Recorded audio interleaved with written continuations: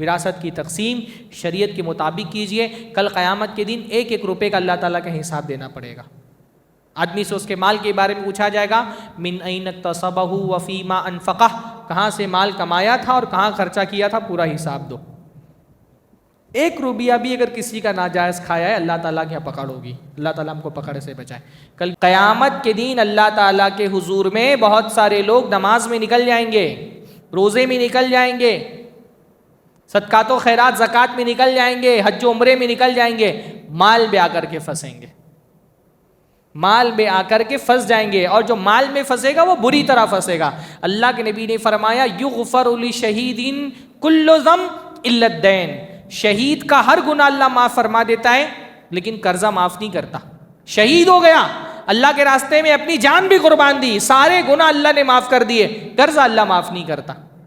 حتیٰ کہ اللہ کے نبی صلی اللہ علیہ وسلم حدیث میں فرماتے اگر ایک آدمی اللہ تعالیٰ کے راہ میں مار دیا جائے, شہید ہو جائے, دوبارہ اللہ زندہ کر دے پھر شہید ہو جائے, دوبارہ اللہ زندہ کر دے پھر شہید ہو جائے, 3 مرتبہ بھی شہید ہو جائے تو بھی اس کے اوپر کا قرضہ معاف نہیں ہوتا.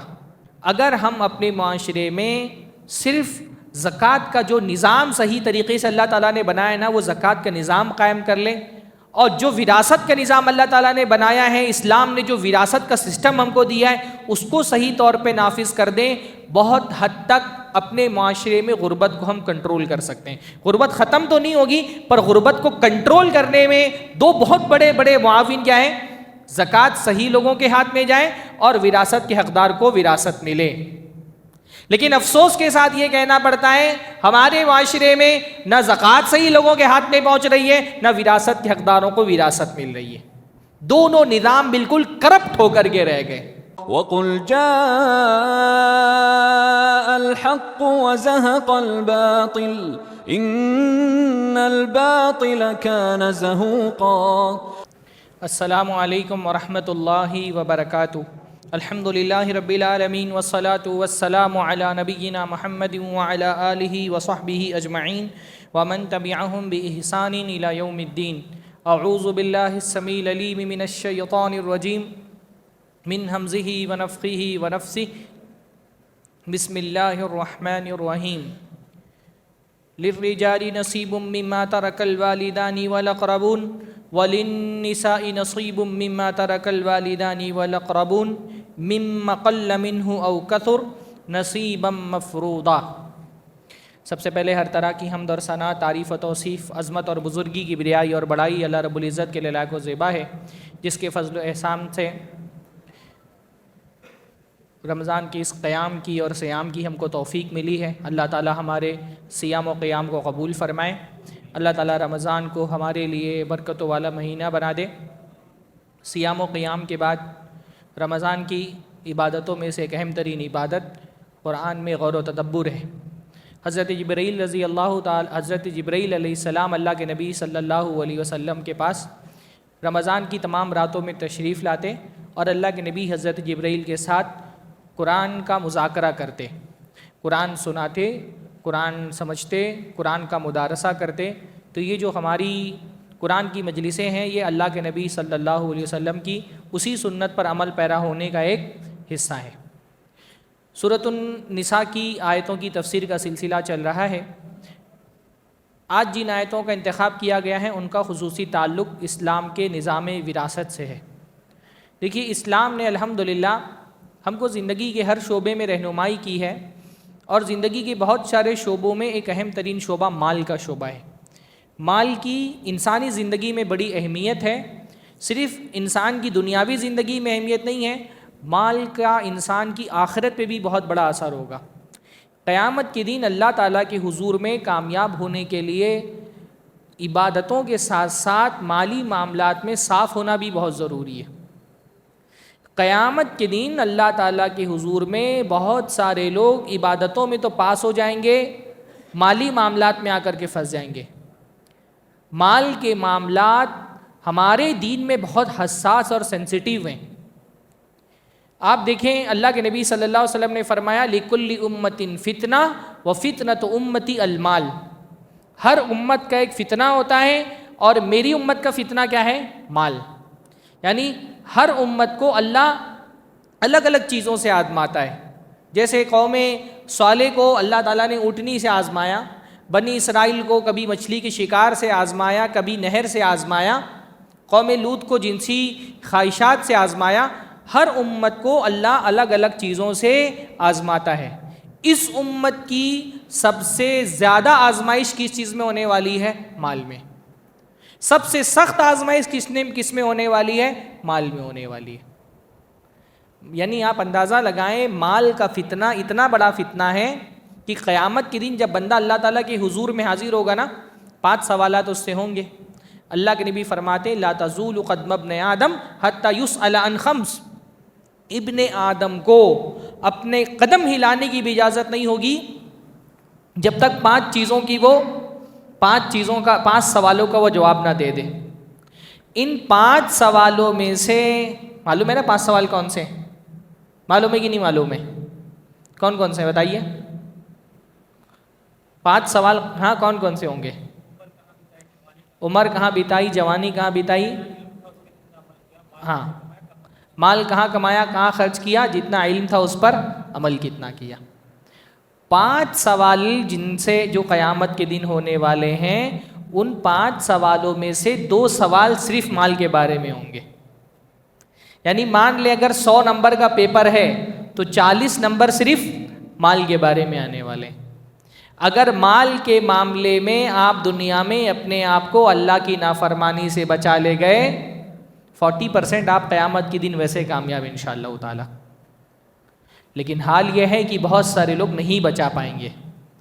قیامت کے دن اللہ تعالیٰ کے حضور میں بہت سارے لوگ نماز میں نکل جائیں گے، روزے میں نکل جائیں گے، صدقات و خیرات زکوٰۃ میں نکل جائیں گے، حج و عمرے میں نکل جائیں گے، مال میں آ کر کے پھنسیں گے، مال میں آ کر کے پھنس جائیں گے، اور جو مال میں پھنسے گا وہ بری طرح پھنسے گا۔ اللہ کے نبی نے فرمایا یغفر لشہید کل ذنب الا الدین، شہید کا ہر گناہ اللہ معاف فرما دیتا ہے لیکن قرضہ معاف نہیں کرتا۔ شہید ہو گیا، اللہ کے راستے میں اپنی جان بھی قربان دی، سارے گناہ اللہ نے معاف کر دیے، قرضہ اللہ معاف نہیں کرتا۔ حتیٰ کہ اللہ کے نبی صلی اللہ علیہ وسلم حدیث میں فرماتے اگر ایک آدمی اللہ تعالیٰ کی راہ میں مار دیا جائے، شہید ہو جائے، دوبارہ اللہ زندہ کر دے پھر شہید ہو جائے، دوبارہ اللہ زندہ کر دے پھر شہید ہو جائے، 3 مرتبہ بھی شہید ہو جائے تو بھی اس کے اوپر کا قرضہ معاف نہیں ہوتا۔ قیامت کے دن بہت سارے آئیں گے لوگ، اللہ کے نبی فرماتے قیامت کے دن ایک آدمی آئے گا، پوچھا اللہ کے نبی نے صحابہ سے اتدرون مل مفلس، جانتے ہو مفلس کون ہے؟ صحابہ نے کہا جس کے پاس درہم و دینار نہ ہو۔ اللہ کے نبی نے فرمایا میری امت کا مفلس وہ ہے قیامت کے دن آئے گا یاتی بصلاۃ و صیام و زکوٰۃ، نمازیں لے کر کے آئے گا، روزے لے کر کے آئے گا، زکوٰۃ دینے والا بھی ہوگا، ویاتی قد شتم ھذا، اس حال میں آئے گا کہ کسی کو گالی دی ہوگی، قذف ھذا، کسی پر تہمت لگائی ہوگی، اکل مال ھذا، کسی کا مال کھایا ہوگا، وسفک دم ھذا، کسی کا خون بنایا ہوگا، کسی کا خون بہایا ہوگا۔ کیا ہوگا؟ اس کی نماز، روزے، حج، زکوٰۃ کی سارے نیکیاں لے کر کے جو حقوق والے ہیں ان کو دے دیے جائیں گے، اور اگر اس کی نیکیاں ختم ہو گئی، حقوق باقی رہ گئے، تو جن کے حقوق باقی تھے ان کا گناہ لے کر کے اس کے سر پہ لاد کے اس کو جہنم میں ڈھکیل دیا جائے گا۔ اللہ ہم سب کو محفوظ رکھے۔ تو مالی حقوق کو کمتر نہیں سمجھیے، ہمارا دین مال کے معاملے میں بڑی حساسیت ہمارے دین نے دکھائی ہے، بہت سینسیٹیو معاملہ ہے مال کا۔ اس لیے آپ دیکھیں گے ہماری شریعت میں مال کے احکام جتنے تفصیل سے بیان ہوئے، دنیا کی کسی دین میں مال کے احکام اتنی تفصیل سے بیان نہیں ہوئے۔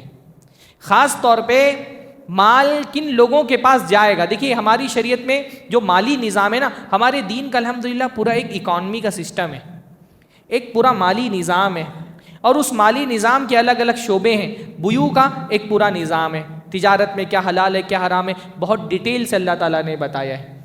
قرض کا ایک پورا نظام ہے، قرض کیسے جائز ہے کیسے نہیں جائز ہے۔ زکوٰۃ کا ایک پورا نظام ہے، مال کن سے لیا جائے گا، کن لوگوں کو دیا جائے گا۔ وراثت کا ایک پورا نظام ہے۔ یعنی ایک تو اوور آل اللہ تعالیٰ نے ایک مالی نظام بنایا ہے، پھر اس مالی نظام کے پلرز ہیں، یہ بیوع اور تجارت، قرض، زکوٰۃ اور وراثت۔ یہ چاروں جو شعبے ہیں نا، یہ اسلامی نظام مال کے بالکل پلرز ہیں۔ تجارت کے احکام، پھر اس کے بعد قرض سے متعلق احکام، پھر اس کے بعد زکوٰۃ سے متعلق احکام اور وراثت سے متعلق احکام۔ زکوٰۃ اور وراثت کا تعلق کیونکہ حقوق سے ہے، کچھ لوگ زکوٰۃ کے حقدار ہوتے ہیں اور کچھ وراثت کے حقدار ہوتے ہیں۔ اگر ہم اپنے معاشرے میں صرف زکوٰۃ کا جو نظام صحیح طریقے سے اللہ تعالیٰ نے بنایا ہے نا، وہ زکوٰۃ کا نظام قائم کر لیں، اور جو وراثت کا نظام اللہ تعالیٰ نے بنایا ہے، اسلام نے جو وراثت کا سسٹم ہم کو دیا ہے، اس کو صحیح طور پہ نافذ کر دیں، بہت حد تک اپنے معاشرے میں غربت کو ہم کنٹرول کر سکتے ہیں۔ غربت ختم تو نہیں ہوگی، پر غربت کو کنٹرول کرنے میں دو بہت بڑے بڑے معاون کیا ہیں؟ زکوٰۃ صحیح لوگوں کے ہاتھ میں جائے اور وراثت کے حقدار کو وراثت ملے۔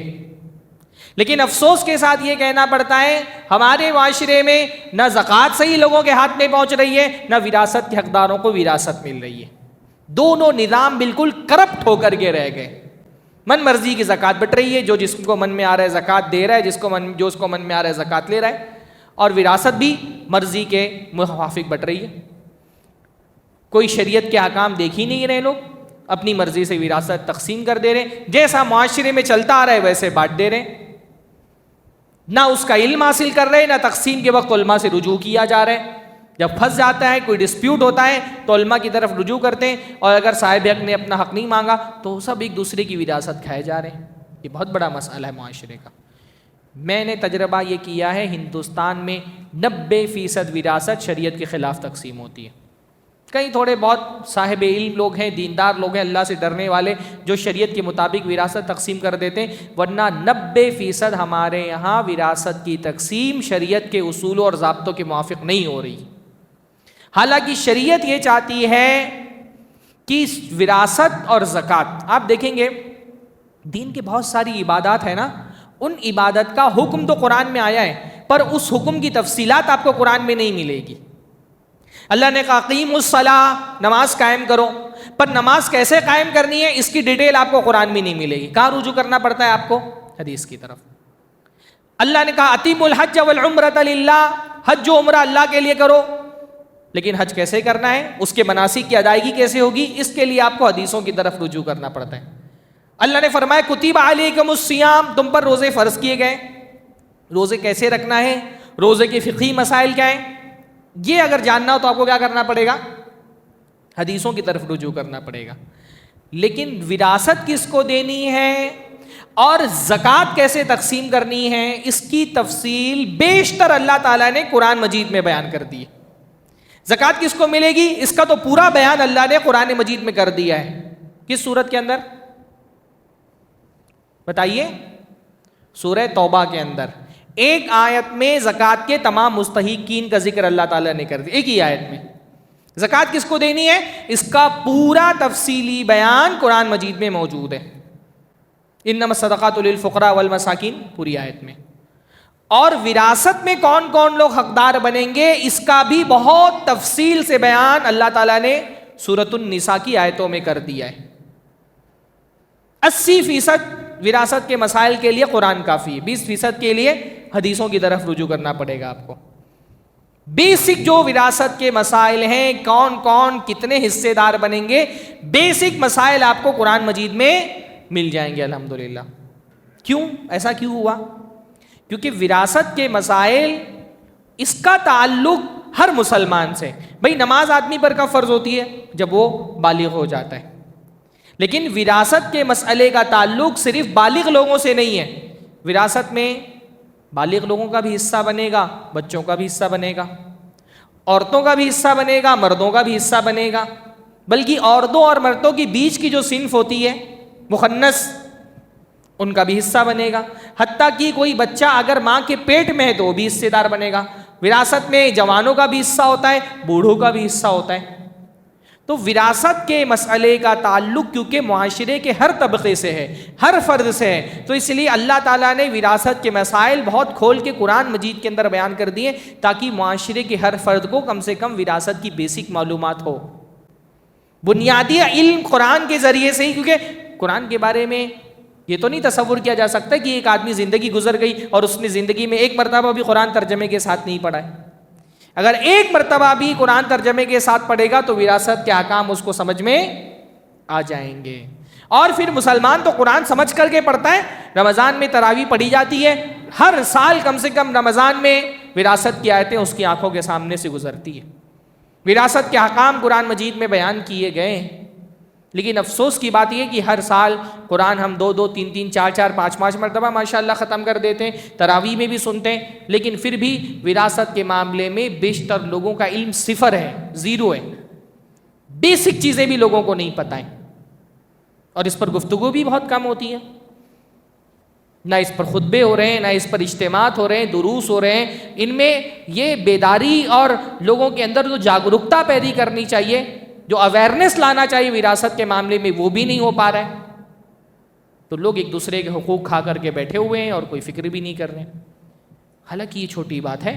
آپ دیکھیں جہاں قرآن مجید میں سورۃ النساء میں وراثت کے احکام بیان ہوئے، اللہ نے فرمایا یوصیکم اللہ، اللہ تعالیٰ تم کو وصیت کرتا ہے.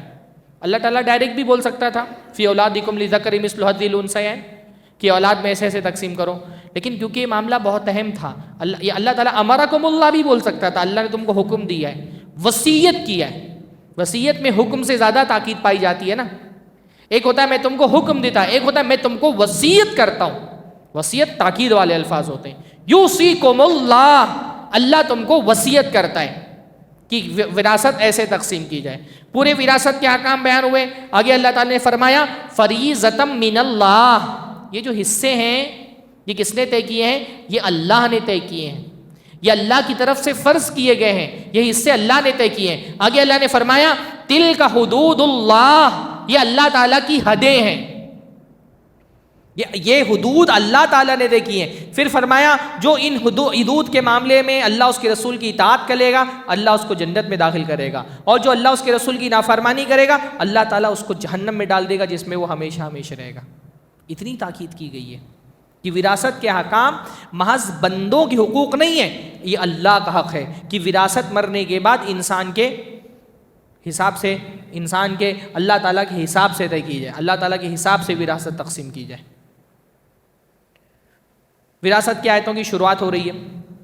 اللہ نے شروعات میں کہا للرجال نصیب مما ترک الوالدان والاقربون وللنساء نصیب مما ترک الوالدان والاقربون، مردوں کے لیے حصہ ہے اس مال میں سے جو ان کے والدین نے چھوڑا ہے یا ان کے رشتہ دار چھوڑ کر کے وفات پا گئے، اور عورتوں کا بھی حصہ ہے اس مال میں سے جو ان کے والدین چھوڑ کر کے وفات پا گئے یا ان کے رشتہ دار چھوڑ کر کے وفات پا گئے. بالکل آغاز میں ایک بات یہ بتا دی گئی کہ بھئی وراثت کے مسئلے میں عورت اور مرد میں کوئی تفریق نہیں ہے. اللہ تعالیٰ یہ بھی کہہ سکتا تھا للناس نصیب، لوگوں کیا حصہ ہے، پر اللہ تعالیٰ نے رجال اور نساء کو الگ الگ ذکر کیوں کہا کہ مردوں کا بھی حصہ ہے عورتوں کا بھی حصہ ہے، تاکہ لوگوں کے ذہن میں یہ بات بیٹھ جائے کہ وراثت میں مرد اور عورت ہونے کی حیثیت سے اپنے حصے پر حقدار ہونے کے معاملے میں کوئی فرق نہیں ہے. جس طرح مرد اپنے حصے کا حق رکھتا ہے عورتیں بھی اپنے حصے پر حق رکھتی ہیں. مسئلہ یہ ہے کہ اللہ کے نبی صلی اللہ علیہ وسلم کے دور میں مردوں کا مسئلہ نہیں تھا کہ مردوں کو وراثت میں حصہ نہیں مل رہا ہے. مرد تو طاقتور ہے، وہ تو اپنا حصہ لے ہی لیتا ہے، دوسروں کا بھی حصہ مار لیتا ہے. اللہ کے نبی کے دور میں زمانے جاہلیت میں بھی مسئلہ کس کے ساتھ تھا؟ ایک تو یتیموں کے ساتھ مسئلہ تھا کہ لوگ یتیموں کے وراثت میں کھا جاتے تھے، اللہ تعالیٰ نے اس سے روکا. پچھلی آیتوں میں اللہ تعالیٰ نے فرمایا یتیموں کو ان کا مال دو. دوسرا کن کا مسئلہ ہوتا تھا کہ جن کا حق کھا لیا جا رہا تھا؟ عورتوں کا. عورتوں کو ان کی جائیداد میں حصہ نہیں دیا جا رہا تھا. بلکہ ان آیتوں کے شان نزول آپ حدیثوں میں پڑھیں گے تو آپ کو پتہ چلے گا. اللہ کے نبی صلی اللہ علیہ وسلم کے پاس ایک خاتون آئیں، ان کے ساتھ 2 چھوٹی چھوٹی بچیاں تھیں. وہ آئیں اللہ کے رسول کے پاس اور اللہ کے رسول سے کہ اللہ کے نبی صلی اللہ علیہ وسلم ہاتانی ابنۃ سعد، اللہ کے نبی صلی اللہ علیہ وسلم یہ آپ کے صحابی حضرت سعد انصاری کی بیٹیاں ہیں، اور ان کے والد سعد جو قبیلہ انصار کے بہت مالدار افراد میں سے تھے. عبد الرحمن ابن عوف کے ساتھ ان کا مواخات اللہ کے نبی صلی اللہ علیہ وسلم نے کرائی تھی. کہا سعد تو آپ کے ساتھ جنگ احد میں لڑتے ہوئے شہید ہو گئے، اور ان کا مال سارا کا سارا ان کے بھائیوں نے لے لیا، ان بچیوں کے چاچا نے لے لیا، اور ان کو کچھ بھی نہیں دیا اس کی جائیداد میں سے. اور اللہ کے نبی صلی اللہ علیہ وسلم یہ بچیاں میں ان کا نکاح کیسے کراؤں گی, ان کے پاس پیسہ نہیں, کون ان سے نکاح کرے گا.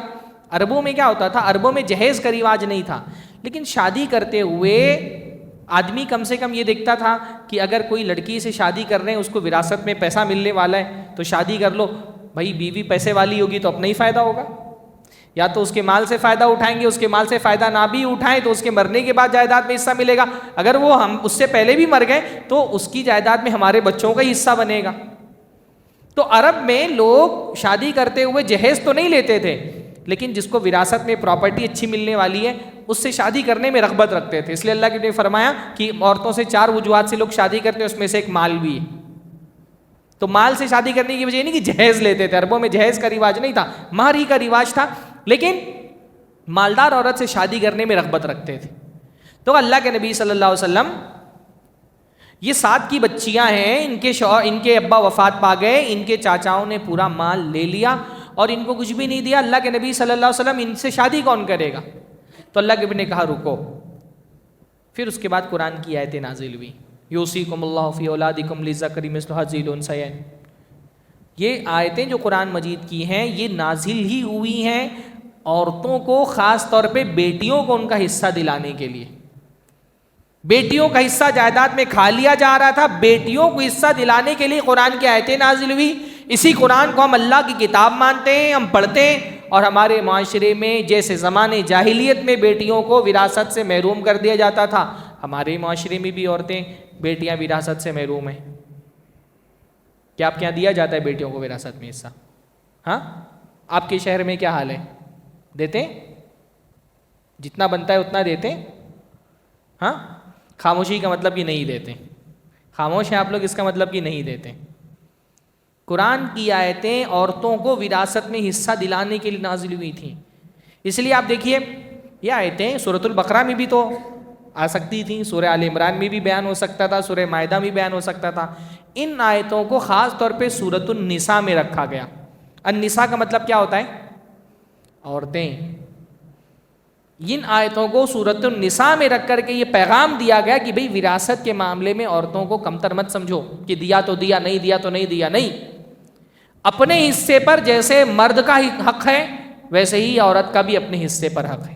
للرجال نصیب مما ترک الوالدان والاقربون وللنساء نصیب مما ترک الوالدان والاقربون. مردوں کو اپنی, دیکھیے حصہ کم زیادہ ہو سکتا ہے, بعض صورتوں میں عورتوں کا حصہ مردوں سے بڑھ جاتا ہے, بعض صورتوں میں مردوں کا حصہ عورتوں سے بڑھ جاتا ہے. کبھی کبھی مردوں کا حصہ عورتوں سے بڑھ جاتا ہے, کبھی کبھی عورتوں کا حصہ مردوں سے بڑھ جاتا ہے.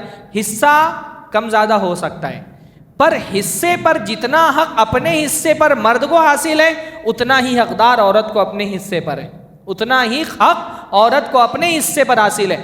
اپنے حق ہونے کے معاملے میں عورتوں اور مردوں میں کوئی تفریق نہیں ہے. تو فرمایا للرجال نصیب مما ترک الوالدان والاقربون. مردوں کا حصہ ہے اس مال میں سے جو ان کے والدین یا رشتہ دار چھوڑ کر کے وفات پا گئے. وللنساء نصیب, اور عورتوں کا حصہ ہے.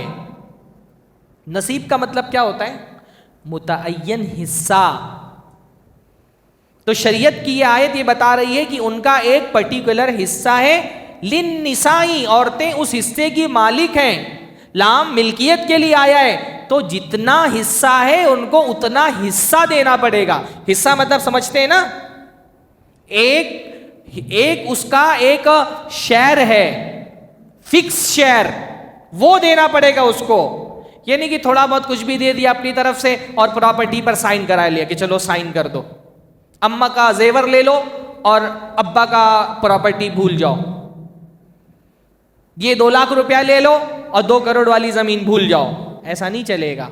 ایک روپیہ ہر چیز میں ان کا حصہ بنتا ہے, ہر چیز ان کو دینی پڑے گی. سلف دیکھیے اس لیے بہت محتاط ہوتے تھے وراثت جائیداد کے معاملے میں. بعض سلف کے بارے میں آتا ہے کہ ان کے والد جو ہے نا وہ مرض الموت میں مبتلا تھے, کمرے کے اندر لیٹے ہوئے ہیں, بیمار ہیں, آخری وقت چل رہا ہے, چراغ جل رہا ہے. والد کی روح جیسے ہی جسم سے نکلی وفات پا گئے. جو بغل میں ان کے بیٹھے تھے سلف میں سے ایک، انہوں نے کیا کیا، انہوں نے فوراً ابا کی وفات ہوتے ہی چراغ بجھا دیا، کہا کہ اس چراغ میں جو تیل ہے وہ ابا کی ملکیت ہے، جب تک ابا زندہ تھے ان کے لیے چراغ جل رہا تھا، ابا کی وفات ہوتے ہی اس چراغ کا تیل اب یہ وراثت میں آ گیا، اب یہ جائیداد کا حصہ بن گیا، اب مجھے اجازت نہیں ہے کہ بغیر دوسرے وارثوں سے اجازت لیے بغیر اس چراغ سے فائدہ اٹھاؤں۔ اتنا احتیاط کرتے تھے جائیداد کے معاملے میں، ایک ایک روپیہ، چاہے وہ اماں کا زیور ہو۔ اچھا یہ بھی لوگ سوال کرتے ہیں، لوگ پوچھتے ہیں کیا والد کے ساتھ ساتھ والدہ کی جائیداد بھی ویسے تقسیم ہوگی جیسے والد کی جائیداد تقسیم ہوگی؟ اللہ نے کیا فرمایا، مما ترکل والدان، ماں اور باپ دونوں نے جو چھوڑا ہے دونوں میں حصہ بنے گا، جیسے باپ کی پراپرٹی میں حصہ ہے ویسے ہی ماں کی پراپرٹی میں بھی حصہ ہے۔ اور مما ترکا، جو کچھ بھی چھوڑا ہے ماں باپ نے سب بٹے گا۔ دکان اگر ہے ابا کی اس میں بھی بہنوں کا حصہ لگے گا، مکان ہے اس میں بھی حصہ لگے گا، اکاؤنٹ میں پیسہ رکھا ہوا ہے اس میں بھی حصہ لگے گا۔ بہت سارے معاملات میں کیا ہوتا ہے، شوہر نے بیوی کو نامنی بنایا تھا یا بڑے بیٹے کو بینک میں نامنی بنایا تھا، اب باپ کی وفات ہو گئی، بیٹا کیا کرتا ہے، کیونکہ نامنی وہ ہے اس کی دستخط پر پیسہ نکلنے والا ہے، بڑے بیٹے نے پورا پیسہ نکال کے اپنے پاس رکھ لیا، کسی وارث کو نہیں دیا۔ یا کیونکہ بیوی کو نامنی بنایا تھا، بیوی نے اکاؤنٹ سے پورا پیسہ نکالا اپنے پاس رکھ لیا۔ بیوی یہ پیسہ اپنے پاس نہیں رکھ سکتی، بیوی وارث ہے۔ نامنی کا مطلب ہوتا ہے کہ اس کے حق میں وصیت تھی، وارث کے حق میں وصیت نہیں ہو سکتی۔ جس کو پراپرٹی میں اللہ تعالیٰ نے شیئر دے دیا ہے، جس کا حصہ ہو گیا ہے، ملنے والا ہے، اس کو، جس کو وراثت میں حصہ ملنے والا ہے اس کو وصیت اس کے نام پر نہیں کی جا سکتی۔ اس لیے یہ مسئلہ یاد رکھیں کہ ایک آدمی کے مرنے کے بعد اس کے اکاؤنٹ میں جو پیسہ ہے نا وہ اس کی جائیداد ہے، وہ ترکہ ہے، تو ترکہ جو ہے وہ سارے وارثوں میں تقسیم ہوگا، کوئی ایک نامنی اپنی طرف سے پیسہ نکال کر کے خود نہیں رکھ سکتا ہے۔ اچھا اللہ نے کیا فرمایا، مما ترکل والدانی والاقربون، وہ مال جو والدین یا رشتہ دار چھوڑ کر کے وفات پا گئے، ترک کا مطلب ہوتا ہے چھوڑنا نا، یعنی چھوڑ کر کے چلے گئے۔ پتہ کیا چلا، جب تک کہ وہ زندہ ہیں والدین ان کے مال میں کسی کا حصہ نہیں بنتا۔ بات سمجھ آئی؟ باپ جب تک زندہ ہے باپ کے مال میں بیٹے کا حصہ نہیں ہے۔ ہمارے یہاں بہت سارے بیٹے بولتے ہیں نا میرا حصہ دے کر کے مجھے الگ کرو، ابا سے بولتے ہیں، ابا کو بھی بیچارے کو پتہ نہیں ہوتا ہے کیونکہ ہم نے وراثت، میں نے کہا نا وراثت کے بیسک کا کام بھی لوگوں کو نہیں پتہ ہے۔ بیٹا باقاعدہ دعویٰ کرتا ہے میرا حصہ دو، کہے کا حصہ بھائی، جب تک باپ زندہ ہے باپ کے مال میں بیٹے کا کوئی حصہ نہیں ہے۔ جب تک میں زندہ ہوں میرا پورا مال میرا ہے، میں جو چاہوں کھاؤں کماؤں خرچہ کروں، کوئی مجھ سے پوچھنے نہیں آ سکتا ہے۔ ہاں میرے بچے اگر محتاج ہیں ضرورت مند ہیں میں ان کے اوپر خرچ کروں گا، نفقہ میری ذمہ داری ہے، بیوی کا خرچہ پورا کرنا، بچوں کا خرچہ پورا کرنا، لیکن میرے پراپرٹی میں کسی کا حصہ نہیں ہے۔ وراثت کا مطلب ہوتا ہے ترکہ تقسیم کرنا، اور وراثت کب تقسیم ہوتی ہے؟ انسان کے مرنے کے بعد۔ وراثت کہتے ہی ہیں مرنے کے بعد مال تقسیم کرنے کو۔ زندگی میں کسی بیٹے کا وراثت میں وراثت ہی نہیں ہے، زندگی میں وہ وراثت نہیں ہے۔ زندگی میں باپ اپنے بچوں کو دے سکتا ہے بطور وراثت نہیں، بطور ہدیہ۔ زندگی میں جو مال ہم کسی کو دیتے ہیں وہ وراثت نہیں ہوتا ہے، وہ کیا ہوتا ہے؟ ہدیہ ہوتا ہے۔ ہدیہ میں کسی کو بھی دے سکتا ہوں، پر ہدیے میں اور وراثت میں کیا فرق ہوتا ہے؟ میرے مرنے کے بعد میری پراپرٹی بطور وراثت جب تقسیم ہوگی تو بیٹوں کو بیٹی کا ڈبل ملے گا، لیکن اگر میں زندگی میں اپنی اولاد کے درمیان وراثت تقسیم کر رہا ہوں تو پھر کیا ہے شرط؟ اللہ کے نبی فرمایا اعدلوا بین اولادکم، اپنی اولاد کے درمیان عدل کرو۔ اگر زندگی میں ہدیہ دے رہا ہوں تو جتنا مال میں بیٹے کو دے رہا ہوں اتنا ہی بیٹی کو بھی دینا پڑے گا، پھر میں تفریق نہیں کر سکتا، پھر مجھے تفریق کرنے کا حق نہیں ہے۔ حضرت نعمان ابن بشیر کے والد نے ان کو ایک گھوڑا ہدیہ دیا تو ان کی بیوی نے کہا پہلے جاؤ اللہ کے رسول صلی اللہ علیہ وسلم سے پوچھ کر کے ان کو گواہ بناؤ۔ نعمان ابن بشیر کے والد آئے اور اللہ کے نبی صلی اللہ علیہ وسلم سے کہا اللہ کے نبی صلی اللہ علیہ وسلم میں نے اپنے بیٹے کو گھوڑا ہدیہ کیا ہے۔ اللہ کے نبی نے فرمایا کیا تمام بچوں کو دیا ہے؟ تو کہا نہیں اللہ کے نبی صرف اس کو اکیلے دیا ہے. اللہ کے نبی نے فرمایا اعدلوا بین اولادکم، اولاد کے درمیان عدل کرو. بیٹوں کے درمیان عدل کرو نہیں کہا اولاد کے درمیان عدل کرو. اولاد میں بیٹا بھی آ گیا اور بیٹی بھی آ گئی. کہا اولاد کے درمیان عدل کرو، میں ظلم پر گواہ نہیں بنتا. یعنی ایک بیٹے کو کچھ دینا، دوسرے بیٹوں اور بیٹیوں کو محروم رکھ دینا، یا بیٹے کو دے دینا بیٹی کو نہیں دینا، ظلم ہے، حرام ہے. ظلم حرام ہے. بیٹے کو اگر کوئی ہدیہ دیا ہے تو ہدیے میں سب میں مساوات اور برابری کرنی پڑے گی. اس حدیث سے ہم کو پتہ چلا ہدیہ تو بہت بڑی بات ہے میرے بھائیوں. اللہ کے نبی صلی اللہ علیہ وسلم ایک مرتبہ اپنے ایک صحابی کے ساتھ بیٹھے تھے. صحابی کا بیٹا آیا تو انہوں نے گود میں بٹھا لیا. بیٹی آئی تو بغل میں بٹھا دیا، گود میں نہیں بٹھایا. اللہ کے نبی نے فرمایا ہل عدلت بینہما، تم نے دونوں کے درمیان عدل کیوں نہیں کیا؟ اگر بیٹے کو گود میں بٹھایا تو بیٹی کو بھی گود میں بٹھاؤ. ہمارا دین اس معاملے میں اتنا حساس اور سینسیٹیو ہے کہ گود میں بٹھانے کے معاملے میں بھی بیٹوں اور بیٹیوں کے درمیان تفریق نہیں کی جا سکتی. ہمارے یہاں وراثت جیسی اہم ترین چیز بیٹے سارے لے کر کے اڑ جا رہے ہیں، بیٹیوں کو محروم کر دے رہے ہیں. کیوں بھائی؟ تمہارا اکیلے کا باپ ہے، اس بیٹی کا باپ نہیں ہے وہ. اس کے نطفے سے تم وجود میں آئے ہو، اور یہ کہاں سے وجود میں آئی یہ بیٹی؟ تو شریعت میں جو ہدایہ ہوتے نا، عطیات، تحفے، ان کو تقسیم کرنے میں برابری کا خیال رکھنا پڑتا. تو زندگی میں باپ اگر اپنی پراپرٹی مال بانٹنا چاہ رہا ہے بانٹ سکتا ہے، لیکن پھر اس کو کیا خیال کرنا پڑے گا؟ جتنا بیٹی کو دیا اتنا ہی بیٹے کو بھی دینا پڑے گا. دونوں کے درمیان تفریق نہیں کر سکتا. تو شریعت یہ کہہ رہی ہے للرجال نصیب مما ترک الوالدان والاقربون وللنساء نصیب مما ترک الوالدان والاقربون. جو بھی مال، جو ما ترکا میں کیا آتا ہے؟ ما ترکا جو بھی چھوڑا ہے، والدین جو بھی چھوڑ کر کے گئے. ماں زیور چھوڑ کے گئی ہے. بعض مرتبہ ہوتا ہے بعض لڑکیاں کہتی ہیں اماں نے کہہ دیا تھا مجھے کہ کڑا تم لے لینا اور بالی میری فلاں بیٹی کو دے دینا اور ہار میری فلاں بیٹی کو دے دینا. نہیں چلے گا. ماں کا زیور بھی ترکہ ہے، وہ بھی بیٹے اور بیٹیوں میں برابر تقسیم ہوگا. اور جو وارث ہیں، وارث کے حق میں وصیت نہیں کی جا سکتی ہے. یہ بہت اہم حکم ہے. جو وارثین ہوتے ہیں ان کے حق میں وصیت نہیں ہوتی. مطلب جس کو شریعت نے پہلے سے وارث بنا دیا ہے اور مرنے کے بعد اس کو حصہ ملنے والا ہے، اس کو آپ ایکسٹرا کچھ نہیں دے سکتے. اس کو وہی ملے گا جو شریعت نے دیا ہے. جو وارث نہیں ہے، جس کو کچھ نہیں ملے گا مرنے کے بعد، اس کے حق میں آپ وصیت کر سکتے ہیں.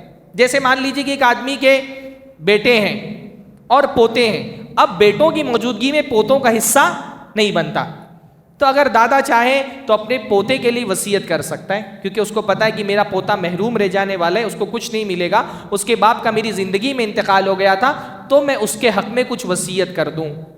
لیکن وصیت میں بھی شرط کیا ہے؟ 1/3 مال سے زیادہ کی وصیت نہیں کر سکتا. یہ شریعت کے احکام ہے. پھر آگے اللہ رب العالمین فرما رہے یوصیکم اللہ فی اولادکم للذکر مثل حظ الانثیین. اللہ تعالیٰ تم کو وصیت کرتا ہے للذکر مثل حظ الانثیین کہ لڑکے کو لڑکی کا ڈبل دیا جائے گا. لڑکے کو یعنی بیٹے کو بیٹی کا ڈبل. تمہارے اولاد میں جو بیٹے ہیں ان کو بیٹیوں کا ڈبل دیا جائے گا. اللہ تعالیٰ یہ بھی تو کہہ سکتا تھا کہ بیٹیوں کو بیٹے کا آدھا دو، بات تو وہی ہوتی. ایک دیکھیں اللہ نے کیا فرمایا؟ بیٹیوں کو بیٹے کا ڈبل دیا جائے گا. اگر یہ بات کہی جاتی کہ بیٹیوں کو بیٹے کا آدھا ملے گا، بات تب بھی وہی ہوتی. پر اللہ تعالیٰ یہ نہیں کہا کہ بیٹیوں کو بیٹے کا ڈبل ملے گا، بیٹیوں کو بیٹے کا آدھا ملے گا. اللہ نے فرمایا بیٹوں کو بیٹیوں کا ڈبل ملے گا. اللہ تعالیٰ نے معیار کس کے حصے کو بنایا؟ بیٹیوں کے حصے کو، کہ بیٹیوں کو دو اور دیکھو کہ بیٹیوں کو کتنا مل رہا ہے. جتنا بیٹیوں کو مل رہا ہے اس کا ڈبل بیٹوں کو دو. تو شریعت نے اصل معیار تو بیٹیوں کا حصہ بنایا ہے کہ دیکھو بیٹیوں کو کتنا مل رہا ہے، پھر اس کا ڈبل بیٹوں کو دو. ہم بیٹیوں کو سرے سے دے ہی نہیں رہے. بہانہ کر دیتے ہیں، بولتے ہیں میری بہن نے معاف کر دیا. 90% یہی چل رہا ہے معاشرے کے اندر، سب بولتے ہیں میری بہن نے معاف کر دیا. کہاں سے معاف کر دیا بھائی؟ آپ نے کبھی اس کو آفر کیا تھا؟ بیشتر کیسز میں تو بھائی آفر ہی نہیں کرتا ہے. ابا کا انتقال ہو گیا، 1 دن گزر گیا، 2 دن گزر گیا، 3 دن گزر گیا، 1 مہینہ ہو گیا، 2 مہینہ ہو گیا، 1 سال، 2 سال، 10 سال، بھائی نے کبھی بولا ہی نہیں کہ بہن آپ کی جائیداد میں، ابا کی جائیداد میں آپ کا اتنا حصہ بن رہا ہے، یہ آپ اپنا حصہ لے لیں. جب دیا ہی نہیں کبھی بہن کو، آفر ہی نہیں کیا، تو بہن نے معاف کیسے کر دیا؟ معاف کرنے کے لیے پہلے اس کو دینا پڑے گا نا. بیشتر کیسز میں تو بھائی آفر ہی نہیں کرتا ہے کہ بہن آپ کا اتنا حصہ بن رہا ہے آپ لے لیں، تو بہن نے کب معاف کر دیا بھائی؟ اکثر بہنوں کو پتا بھی نہیں کہ میں نے کب معاف کیا، کیونکہ بھائی نے کبھی آفر ہی نہیں کیا ان کو کہ آپ کا اتنا حصہ بن رہا ہے آپ لے کر کے جائیں. تو کہاں سے بہن میں معاف کر دیا؟ بڑا مسئلہ تو یہی ہے نا کہ ہمارے یہاں جائیداد ٹائم پر تقسیم ہی نہیں ہوتی ہے. بھائی جائیداد تقسیم ہونے کا وقت کیا ہے؟ آدمی کا انتقال ہو گیا، اب ظاہر سی بات ہے مرتے ہی تو جائیداد تقسیم نہیں ہو جاتی ہے. ابھی اس کی تجہیز و تکفین ہوئی ہے، گھر میں غم کا ماحول ہے، لوگوں کے دل غمگین ہیں. 1 دن گزر گیا، 2 دن گزر گیا، 3 دن گزر گیا، 3 دن سوگ کے ہوتے ہیں، 3 دن غم منانے کے ہوتے ہیں، 3 دن گزر گئے. ٹھیک ہے، ابھی بھی مناسب نہیں لگ رہا ہے ماحول، 1 ہفتہ ہو گیا، 2 ہفتہ ہو گیا، 1 مہینہ ہو گیا، چلو مان لیں کہ 1 مہینے تک کے غم والا ماحول ہے گھر میں، اس میں مناسب نہیں لگ رہا کہ جائیداد کی تقسیم کے بارے میں بات ہو.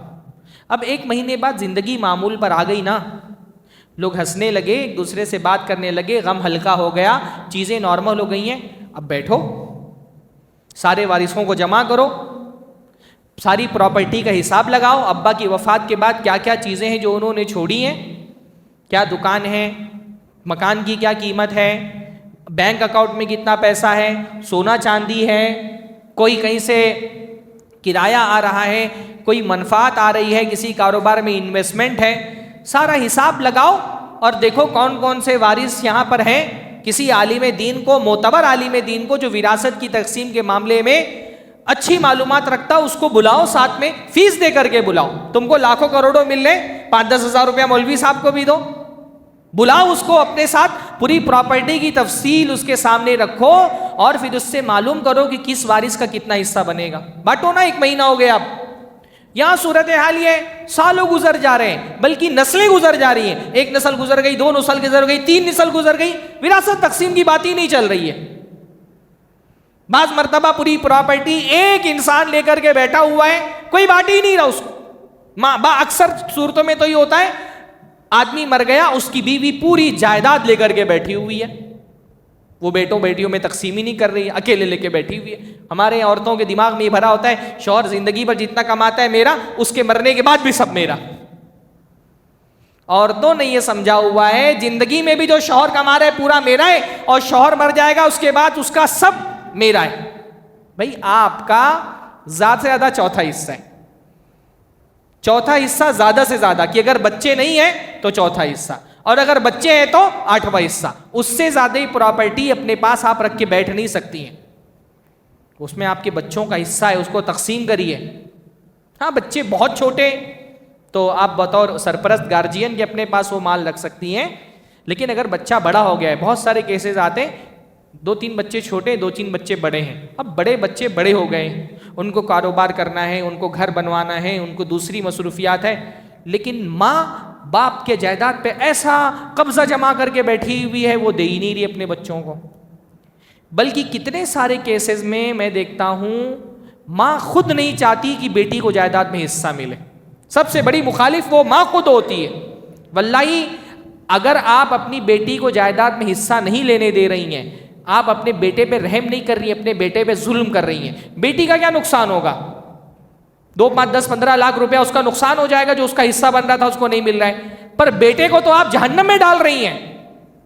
جو بیٹے کو آپ مدد کر رہی ہیں بیٹی کا حصہ کھانے میں، اپنے بیٹے کو جہنم کے راستے پر ڈال رہی ہیں. اللہ کے نبی نے فرمایا کہ اگر میں کسی کو دوسرے کی زمین اگر اس کے دلائل لا کر کے دے اور کسی کے دلائل سن کر کے میں دوسرے کی زمین کسی دوسرے کو دے دوں، وہ سمجھ لے کہ میں اس کو زمین نہیں دے رہا، اس کو جہنم کا ٹکڑا دے رہا ہوں. کسی نے اگر کسی کی 1 بالش زمین کھا لی، 1 بلس، قیامت کے دن 7 زمینوں کا طوق اس کو پہنایا جائے گا. آپ اپنی بیٹی کا زیادہ نقصان نہیں کر رہی, بیٹے کا نقصان کر رہی ہیں. اگر وراثت میں حصہ, بہن کا حصہ کھانے میں اس کی مدد کر رہی ہیں تو یہ کیا ہوتا ہے نا, جب وراثت ٹائم پر تقسیم نہیں ہوتی, بعض مرتبہ بڑے بھائی کے ہاتھ میں پوری پراپرٹی ہے, وہ اپنے مزے لے رہا ہے, دوسرے بھائی محروم ہیں. بعض مرتبہ یہ ہوتا ہے کہ بھائی پوری پراپرٹی بھائیوں کے قبضے میں ہے, بہنوں کا نقصان ہو رہا ہے. بھائی جائیداد جب تک تقسیم نہیں بھی ہو پا رہی ہے, جس کا جو حق ہے اس کو اس کا حق پہنچاؤ. مطلب مان لیجیے ایک گھر ہے, گھر اب بٹ نہیں سکتا فوری طور پہ, تقسیم نہیں کیا جا سکتا ہے, بکے گا نہیں فوری طور پہ, لیکن اس گھر میں بھائی کا بھی حصہ ہے, بہن کا بھی حصہ ہے. اب بہن تو اپنے میکے میں ہے, وہ تو آ کر کے یہاں پہ رہ نہیں رہی. ایک بھائی ہے, ایک بہن ہے. اب بھائی کا بہن کا کتنا حصہ ہوا اس میں, ایک بیٹا ہے اور ایک بیٹی ہے. بیٹے کا حصہ کتنا ہے, 2/3, اور بیٹی کا حصہ کتنا ہے, 1/3. 2/3 بیٹے کا ہے, 1/3 بیٹی کا ہے. اب جب تک کہ جائیداد بٹ نہیں رہی تو گھر میں اس کا حصہ ہے نا, بھائی اس کے حصے میں رہ رہا ہے. مان لو کہ گھر کا کرایہ 9,000 روپیہ ہے, 3,000 ہر مہینے وہ اپنی بہن کو دے کہ بہن اس گھر میں آپ کا بھی حصہ ہے, میں آپ کے حصے میں رہ رہا ہوں, کیونکہ ابھی پراپرٹی تقسیم نہیں ہو سکتی, تو گویا کہ 1/3 جو اس گھر کا حصہ ہے وہ میں کرائے پر رہ رہا ہوں, اور اتنا 3,000 روپیہ آپ کا کرایہ بنتا ہے, یہ اپنا کرایہ لیجیے. کھیت ہے, ابھی تقسیم نہیں ہو سکتا, تو جب تک کہ کھیت تقسیم نہیں ہوگا اس سے ہونے والے اناج میں بہن کا حصہ لگے گا, اتنی قیمت اس کو دینی پڑے گی. یہ حلوہ نہیں ہے جو من کہا کھا لیا, 1 روپیہ بانٹنا پڑے گا برابر برابر. تو بہت بڑا مسئلہ یہی ہے کہ ٹائم پر جائیداد تقسیم ہی نہیں ہو رہی. بھائی لوگ بہانہ بنا رہے ہیں کہ بہن نے معاف کر دیا. بھائی سوال یہ پیدا ہوتا ہے, ہمارے معاشرے میں بہنیں معاف نہیں کرتی ہیں, بہنوں پر دباؤ ڈال کر کے معاف کرایا جاتا ہے, اور جو دباؤ ڈال کے معافی ہوتی ہے اس کو معافی نہیں کہا جاتا. کوئی بہن خوش دلی سے اپنا حصہ معاف نہیں کرتی, میں گارنٹی کے ساتھ کہہ سکتا ہوں. یہ 100 میں سے 90% معاملات میں بہن کے اوپر دباؤ ہوتا ہے, وہ خوش دلی سے معاف نہیں کرتی. ہو سکتا ہے 10% بہنیں بہت پیسے والی ہونے کی وجہ سے معاف کر دیتی ہوں, لیکن 90% معاملات میں بہنوں پر دباؤ ہوتا ہے, بہنیں خوش دلی سے معاف نہیں کرتی. اور اگر بہن دباؤ سے معاف کرے, خوش دلی سے معاف نہ کرے, تو اس کی معافی کو کنسیڈر نہیں کیا جائے گا. دیکھیے بھی کل ہم نے وہ آیت پڑھی نا, اللہ تعالیٰ نے مہر کے بارے میں کیا فرمایا, وَآتُوا النِّسَاءَ صَدُقَاتِهِنَّ نِحْلًا, خوش دلی سے عورتوں کو ان کا مہر دو. فَإِن تِبْنَ لَكُمْ عَنْ شَيْءٍ مِّنْهُ نَفْسًا فَكُلُوهُ هَنِيًّا مَرِيًّا, وہ اپنی خوش دلی سے اگر کچھ دے دے تو تمہارے لیے حلال ہے. ہمارے یہاں بہنیں خوش دلی سے نہیں دیتی ہیں, سماج کا دباؤ ہوتا ہے, معاشرے کا دباؤ ہوتا ہے. ہمارے معاشرے میں یہ ماحول بنا دیا گیا ہے کہ اگر عورت اپنا جائیداد میں حصہ مانگ لے تو وہ ظالم ہے. معاشرے کی اس دباؤ کی وجہ سے بیچاری چاہ کر کے بھی اپنا حصہ نہیں مانگ پاتی. اور یہ کتنا عجیب سسٹم ہے, بہن جائیداد میں اپنا حصہ مانگ لے تو ظالم, اور بھائی بہن کی جائیداد کھا لے تو بھی نہیں ظالم. بہن جائیداد میں اپنا حصہ مانگے تو وہ ظالم بن جاتی ہے, اور بھائی اس کا حصہ کھا لے تو بھی وہ حاجی ہے, وہ نمازی ہے, وہ پرہیزگار ہے, متقی ہے, اس کی دینداری پہ کوئی حرف ہی نہیں آ رہا ہے. اپنا حصہ مانگنا کوئی عیب کی بات نہیں ہے. اللہ کے نبی صلی اللہ علیہ وسلم کے زمانے میں بوڑھی دادی آ کر کے اللہ کے نبی سے کہہ رہی ہے, میرے پوتے کی موت ہو گئی, اس کی جائیداد میں میرا حصہ ہے, مجھ کو حصہ دیجیے. حضرت عثمان کے زمانے میں نانی آ کر کے بول رہی ہے, میرے نواسے کی موت ہو گئی, اس کی جائیداد میں میرا حصہ ہے, مجھے حصہ دیجیے. بوڑھی عورتیں آ کر کے مطالبہ کر رہی ہیں اپنا حصہ. حضرت فاطمہ رضی اللہ تعالی عنہ, جب تک ان کو نہیں پتا تھا کہ نبیوں کی وراثت تقسیم نہیں ہوتی, حضرت ابوبکر کے پاس آئیں اللہ کے نبی کی وفات کے بعد, اور کہا میرے ابا کا فدق کا باغ ہے ان کی ملکیت کا, مجھے اس میں سے حصہ دیجیے, میں بیٹی ہوں ان کی. جب تک ان کو پتا تھا کہ میرا حصہ ہے, گئی مانگنے کے لیے. جب ان کو حدیث سنا دی گئی کہ اللہ کے نبی نے فرمایا کہ ہم نبیوں کی جماعتیں اپنے پیچھے مال نہیں چھوڑ کر کے جاتے, وراثت کا علم چھوڑ کر کے جاتے ہیں. ہمارا جو مال ہوتا ہے ہمارے مرنے کے بعد وہ صدقہ کر دیا جاتا ہے. جب نبی کی حدیث سنی تو پھر نہیں مانگا, لیکن جب تک یہ پتا تھا کہ وراثت میں میرا حصہ ہے تب تک مطالبہ کیا نا. اپنا حصہ مانگنا کوئی عیب کی بات نہیں ہے. میں اپنی بہنوں سے کہوں گا, بھائی کیوں ڈرتی ہیں آپ اپنا حصہ مانگتے ہوئے, اٹھو جہاں پر تمہارا حق ہے وہاں مانگو، شریعت بھی تمہارا ساتھ دے گی، قانون بھی تمہارا ساتھ دے گا. اور معاشرے میں بھی لوگوں کو ایسی عورتوں کا ساتھ دینا چاہیے جو اپنے باپ کی جائیداد میں اپنا حصہ مانگ رہی ہیں. مگر عورتوں کا مسئلہ کیا ہے؟ عورتوں کو اپنے حقوق کا نہیں پتا، عورتوں کو یہ پتا نہیں کہاں کھڑا ہونا چاہیے. بھائی یہاں تمہارا حق ہے، کھڑے ہو کر کے مانگو، یہاں نہیں مانگو گی. اور بیٹے کی شادی ہوگی تو بیٹے کے سسرال والوں کے سامنے اتنی لمبی لسٹ بنا کے لے کے جاؤ گی جہیز کی، ٹی وی دو، فریج دو، پلنگ دو، اتنا لاکھ روپیہ دو. وہاں تمہارا حق نہیں ہے کھڑے ہونے کا. بیٹے کی شادی میں جہیز مانگنے کا تمہارا حق نہیں ہے، وہاں تو اتنی لمبی لسٹ بنا کر کے لے کے جاؤ گی، کھڑے ہو جاؤ گی مانگنے کے لیے. جہاں تمہارا اپنا حق بن رہا ہے وہاں کھڑی نہیں ہوگی. عورتوں کی بے دینی اور لا علمی کی اور جہالت کا یہ نمونہ ہے. ان کو پتہ ہی نہیں کہ کہاں کھڑا ہونا ہے. شوہر بیچارہ دوسری شادی کرنے جا رہا ہے، مخالفت میں طوفان برپا کر دیں گی. وہاں کھڑا ہونا آپ کا حق نہیں ہے. اپنے باپ کے سامنے اپنے باپ کی جائیداد میں حصہ مانگو اپنا، وہاں کھڑے ہو جاؤ. وہاں شریعت بھی تم کو حق دیتی ہے، قانون بھی تم کو حق دیتا ہے. تو ہمارے یہاں یہ جھوٹ بولا جاتا ہے کہ میری بہن نے معاف کر دیا ہے. اصل میں دباؤ ڈالا جاتا ہے کہ ان کہا دباؤ ہوتا ہے. اور بلکہ بھائی کی طرف سے نا ایک طرح کی دھمکی ہوتی ہے. بھائی جو ہے وہ بہن کے اوپر بندوق تان کر کے بولتا ہے، جیسے آپ کسی کے اوپر بندوق تان دیں نا. مان لیجئے کہ آپ سفر پہ جا رہے ہیں، ایک ڈاکو آپ کے سامنے آ گیا، بندوق تان کر کے کہا نکالو اپنا پرس، موبائل. آپ نے نکال کر کے دے دیا. اب ڈاکو نے بولا بولو کہ میں نے معاف کر دیا. بندوق تانا ہوا ہے، بولا بولو میں نے معاف کر دیا. اب اس بندوق کے ڈر سے آپ نے بولا میں نے معاف کر دیا. معافی مانگی جائے گی؟ ایسی معافی مانی جائے گی؟ نہیں نا. تو ایسے ہمارے یہاں پر بھائی لوگ ایک بندوق تانے رہتے ہیں بہن پر اور بولتے ہیں حصہ یا رشتہ، حصہ چاہیے یا رشتہ بچانا ہے. اب وہ بیچاری بہن، ابا کا انتقال ہو گیا ہے، کل لے دے کر کے میکے میں اس کا سہارا اس کا بھائی ہے. سوچتی ہے اگر بھائی سے رشتہ خراب کر لیا تب تو میکے میں کوئی رہ نہیں جائے گا، تعلق رشتہ میکے سے ٹوٹ جائے گا. کبھی شوہر نے اگر دوسری شادی کا ارادہ بنا لیا، یہی بھائی ہے لاٹھی ڈنڈا لے کر کے پہنچتا ہے مارنے کے لیے شوہر کو. اگر اس سے تعلقات خراب کر لیے تو کون آئے گا شوہر کو دوسری شادی سے روکنے کے لیے؟ تو بیچاری اپنا رشتہ بچانے کے لیے بول دیتی ہے رشتہ اور حصہ معاف کر دیتی ہے. اس کو معافی بولیں گے؟ کیوں معاف کرے گی بھائی؟ لاجک والی بات ہے. لوگ بولتے ہیں بہن بڑی محبت کرتی ہے. ہمارے معاشرے میں ہمیشہ ایسا کیوں ہوتا ہے کہ بہنیں ہی اپنا حصہ معاف کرتی ہیں؟ کبھی ایسا کیوں نہیں ہوتا کہ کوئی بھائی بھی اپنا حصہ معاف کر دے؟ آج تک آپ نے دیکھا ہے کبھی کہ کسی بھائی نے اپنا حصہ معاف کیا ہو؟ لوگ بولتے ہیں بہن نے خوشی سے معاف کر دیا، محبت نے معاف کر دیا. ساری محبت صرف بہن ہی کرتی ہے، بھائی کو کوئی محبت نہیں ہے. ایک کیس ایسا بھی تو آئے جہاں پر بھائی بولے بہن میں تجھ سے بہت محبت کرتا ہوں، میرا حصہ بھی تو لے لے. ایسا کیوں نہیں ہوتا؟ یہ جو معافی والا سسٹم ہے یہ نیچرل نہیں ہے. اس لیے میں کہہ رہا ہوں یہ دباؤ کی وجہ سے ہو رہا ہے، یہ سماجی روایات کی وجہ سے ہو رہا ہے. بہن خوش دلی سے معاف نہیں کرتی. جیسے جہیز کے معاملے میں لوگ بولتے ہیں نا کہ بھائی ہم نے تو کچھ نہیں مانگا تھا، انہوں نے خوشی سے دیا ہے. خوشی سے ہمیشہ لڑکی والے ہی کیوں دیتے ہیں؟ کیا اکیلے لڑکی والوں کی خوشی ہے؟ لڑکے والوں کو خوشی نہیں ہوتی ہے؟ کبھی کسی شادی میں آپ نے دیکھا کہ لڑکا بہت خوش ہے تو لڑکا والا جو ہے نا وہ اپنے سسرال والوں کو پہنچا رہا ہے پلنگ، مسیری، T V, fridge, washing machine? کبھی ایسا دیکھا ہے آپ نے؟ ہمیشہ خوشی ایک طرفہ کی ہوتی ہے.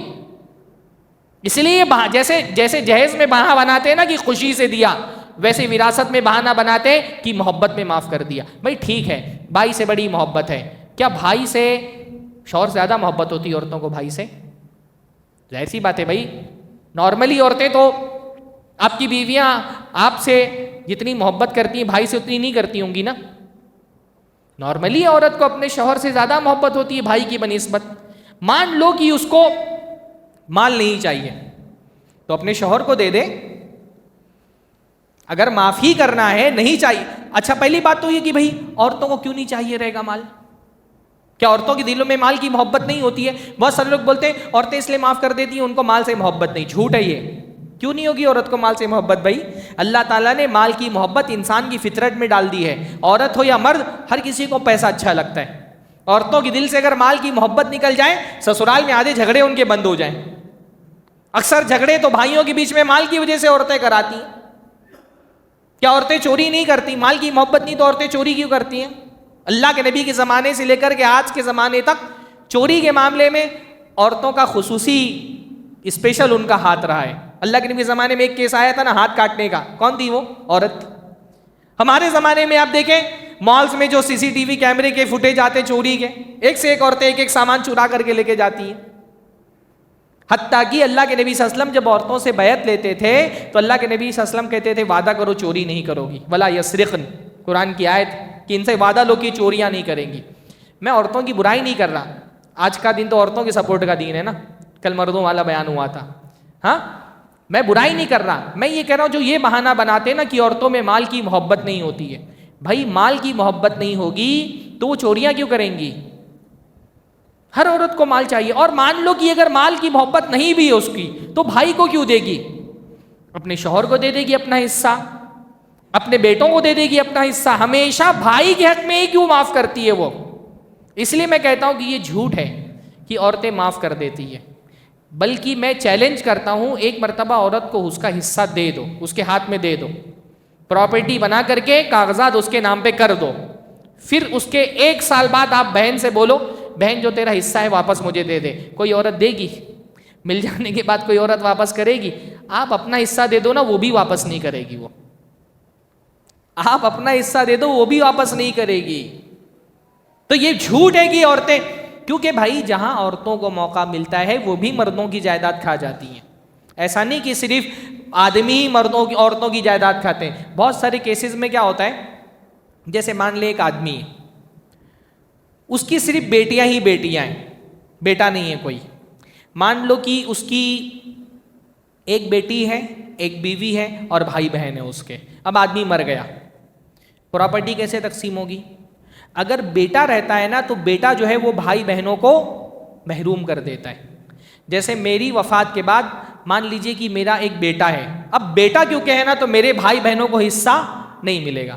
لیکن میری وفات ہوئی, میرا کوئی بیٹا نہیں ہے, صرف بیٹی ہے. اب کیا ہوگا؟ اب میری پراپرٹی میں میرے بھائی بہنوں کا بھی حصہ بن جائے گا. اگر ایک بیٹی ہے تو اگر اللہ تعالیٰ نے فرمایا قرآن مجید کے اندر, دیکھیے قرآن کی آیت ہے, اللہ تعالیٰ نے فرمایا فَإِن كُنَّ نِسَاءً فَوْقَ اثْنَتَيْنِ فَلَهُنَّ ثُلُثَ مَا تَرَكَ. اگر صرف بیٹیاں ہیں, ایک سے زیادہ ہیں تو 2/3 ملے گا, 2/3 ملے گا بیٹیوں کو. اور اگر اکیلی ہے تو آدھا ملے گا. مان لو ایک بیٹی ہے, آدھا اس کو ملے گا.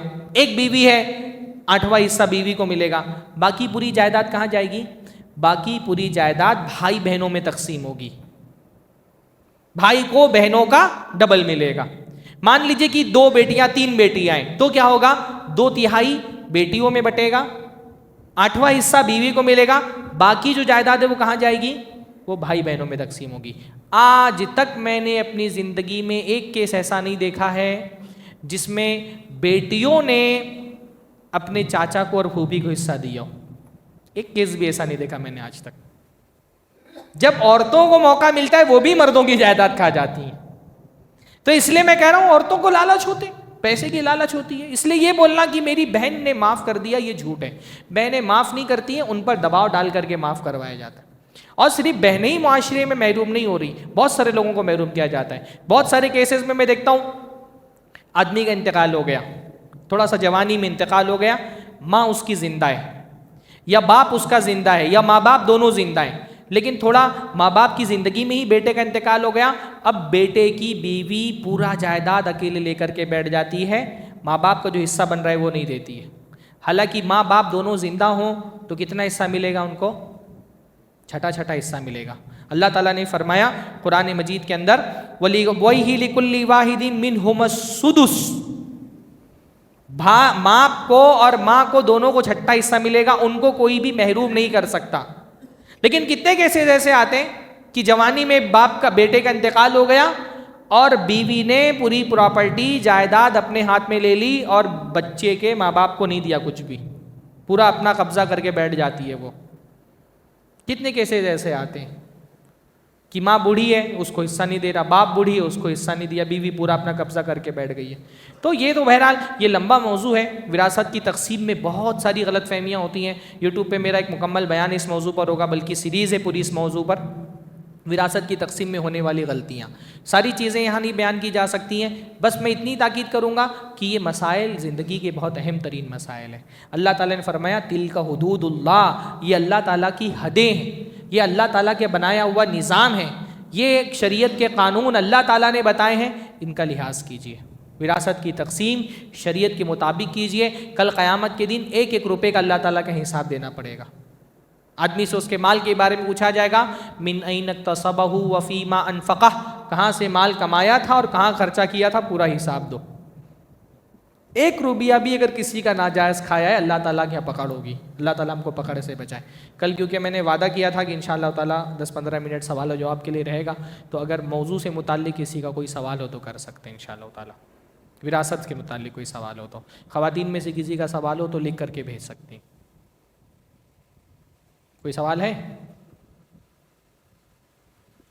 نہیں ہے تو درس ختم کرتے ہیں۔ سبحان اللہ و بحمدہ، سبحانک اللہم و بحمدک، اشہد ان لا الہ الا انت، استغفرک و اتوب الیک۔